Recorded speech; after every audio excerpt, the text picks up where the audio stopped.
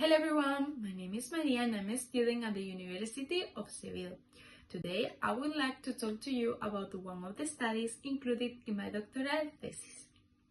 It is currently well established that patients with visceral pathology often experience muscle pain in lower back and in the joint of the lower extremities.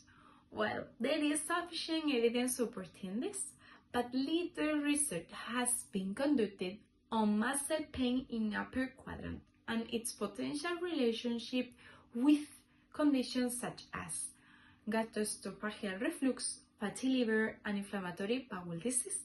In short, visceral pathologies. This formed the basis of my research. Following a study of visceral anatomy, my thesis focuses on the phrenic nerve as a connector of visceral area and cervical spine. The innervation of the phrenic nerve is not limited to the diaphragm. Autonomic and sensory branches also extended to digestive organs. For this reason, we developed a randomized clinical trial that applied non-invasive neuromodulation of the phrenic nerve to patients with inflammatory bowel disease. My study included 68 patients diagnosed with Crohn's disease and ulcerative colitis.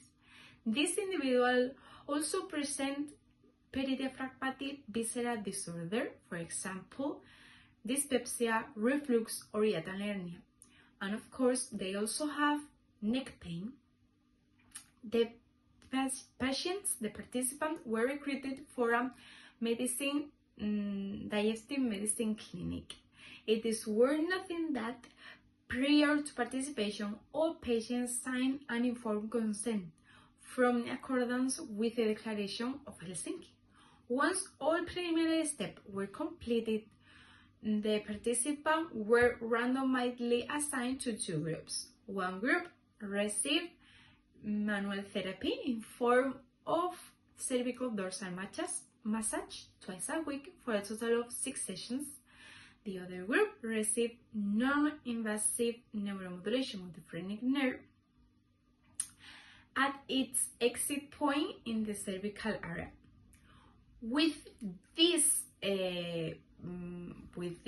procedure, the aim was inducing analgesia and restoring neuromuscular function. This procedure was also applied twice a week for a total of 6 sessions. It is important to highlight that transcutaneous neuromodulation is a safe and painless technique.